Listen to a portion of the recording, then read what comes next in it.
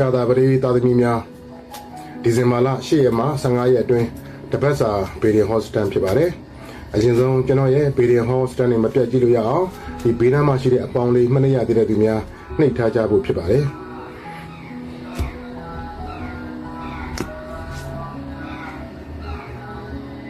မျက်မှန်ပါတဲ့လူတစ်ယောက်စီကနေပြီးတော့အကူအညီကောင်းအကြံကောင်းဉာဏ်ကောင်းများရဖို့ရှိနေပါတယ်မိမိရဲ့အကြံစီများရည်ရွယ်ချက်များအောင်မြင်စေဖို့အတွက်မျက်မှန်ပါတဲ့လူတစ်ယောက်ရဲ့အကူအညီကောင်းအကြံကောင်းများရဖို့ရှိနေပါတယ်အဲ့တော့မျက်မှန်ပါတဲ့လူတစ်ယောက်နဲ့ပတ်သက်ပြီးတော့ဆောင်ရွက်မယ်ဆိုရင်တော့ကိုယ့်ရဲ့အကြံစီများရည်ရွယ်ချက်များအောင်မြင်နိုင်ပါတယ်နောက်လက်ရှိအခြေအနေဟာအကောင်းဆုံးအခြေအနေမဟုတ်သေးပါဘူးဒီတဲ့ပို့ပြီးတော့တိုးတက်ဖို့အောင်မြင်ဖို့အတွက်နီးလန်းနေအများကြီးရှိနေပါသေးတယ်ရှာကြံပါတွေးတော့ပါရှာဖွေပါစီးပွားရေးလုပ်ငန်းနဲ့ပတ်သက်လို့အင်မတန်ကောင်းနေပါတယ်စီးပွားရေးနဲ့ပတ်သက်လို့အလုပ်ကိုင်နဲ့ပတ်သက်လို့တိုးတက်ဖို့အောင်မြင်မှုရှိနေပါတယ်စီးပွားရေးနဲ့ပတ်သက်တဲ့အလုပ်ကိုင်နဲ့ပတ်သက်တဲ့ကိစ္စတွေအဆင်ပြေအောင်မြင်မှုရှိနေပါတယ်လုပ်ငန်းတင်များစလို့ရပါတယ်လုပ်ငန်းစီးပွားရေးတိုးချဲ့လို့ရပါတယ်ငွေကြေးကအနည်းငယ်ညက်နေပါတယ်ရစရာပေးစံဝင်များတင့်ငေါ့ကြံ့ကြာနေတတ်ပါတယ်ငွေကြေးဆုံးရှုံးတာမျိုးကြပြောက်တာမျိုးအလိန်ခံတာမျိုးတတိထားစေလိုပါတယ်အဲ့တော့ငွေကြေးကိစ္စများကိုအထူးသတိထားပြီးတော့ဖြတ်တန်းစေလိုပါတယ်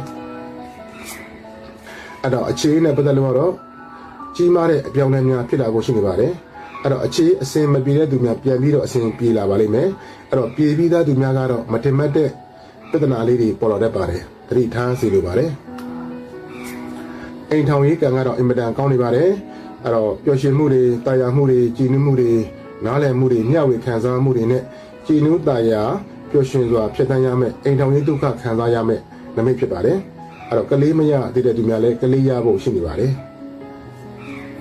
ပညာရေးကံကတော့အလယ်လက်မှာပဲရှိနေပါတယ်ကျမ်းမာရေးနဲ့ပတ်သက်လို့ကတော့ဝမ်းပိုင်းနဲ့ပတ်သက်တဲ့ယောဂများသတိထားစေလိုပါတယ်အစာမလာမျိုးသတိထားစေလိုပါတယ်ဖြစ်မယ်လို့မဆိုလိုပါဘူးအဲ့တော့ထီထိုးကန်ဆန်းမယ်ဆိုရင်တော့2-4-5ဖြစ်ပါတယ်ကံကောင်းစေတဲ့အရောင်တွေကတော့အဖြူရောင်အနက်ရောင်အဝါရောင်ဖြစ်ပါတယ်များများဝတ်ဆင်ပြီးတော့အသုံးပြုနိုင်ပါတယ်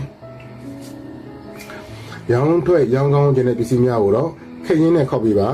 သမင်းဟင်းစားတဲ့ခရင်တစ်ချောင်းနဲ့ရောင်းခြင်းတဲ့ပစ္စည်းများရောင်းကောင်းခြင်းပစ္စည်းများကိုခောက်ပြီးပါဒါစကလည်းဆူတောင်းမှာရောင်းထွက်ရောင်းကောင်းဖို့ဘယ်နည်းမဆိုဘယ်ချိန်မဆိုဆောင်ရွက်နိုင်ပါတယ်ရောင်းထွက်ရောင်းကောင်းခြင်းတဲ့ပစ္စည်းများကိုခရင်နဲ့ခောက်ပြီးပါအဲ့တော့ကံကောင်းခြင်းမဲ့ရေရာကတော့အိမ်ဖျားမှာဒိန်ချင်းနှစ်ခွက်လှူဒန်းပြီးတော့ဆူတောင်းခြင်းအပြင်ကံအညံ့ခိုက်တွေကြေပြောက်ပြီးတော့ကံတွေကောင်းစေပါလိမ့်မယ်ကျွန်တော်ရဲ့ကောင်းတဲ့ဟောချက်တွေမှန်ကန်ပြီးတော့မကောင်းတဲ့ဟောချက်တွေလွဲချော်ပါစေကဲနောက်တစ်ပတ်ကျွန်တော်တို့ပြန်ဆုံကြပါမယ်ကဲအားလုံးအောင်စေပိုင်စေနိုင်စေခိုင်စေဗျာ